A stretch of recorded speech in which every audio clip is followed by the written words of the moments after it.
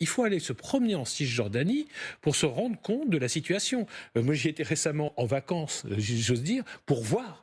Mais c'est terrifiant. C'est-à-dire, vous avez des petits bouts qui sont soumis à l'autorité palestinienne, des petits bouts qui sont moitié administrés par les Palestiniens, moitié par les Israéliens. Et puis, je dirais, la plus grande part, toute la Cisjordanie utile, de plus en plus uniquement contrôlée par Israël.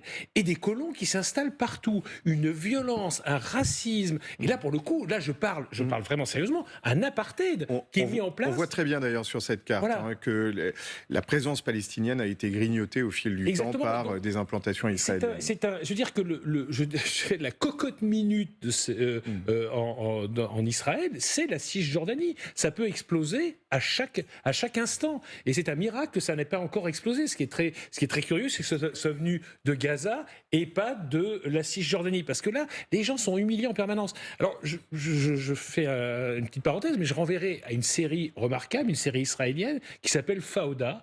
Il y a 4 saisons. Je vous conseille de la regarder, au moins les 3 premières, la 4e est un peu ridicule, mais les 3 premières saisons.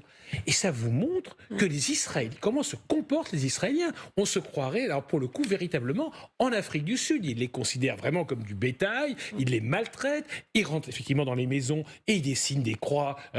Mais vous imaginez, ça rappelle...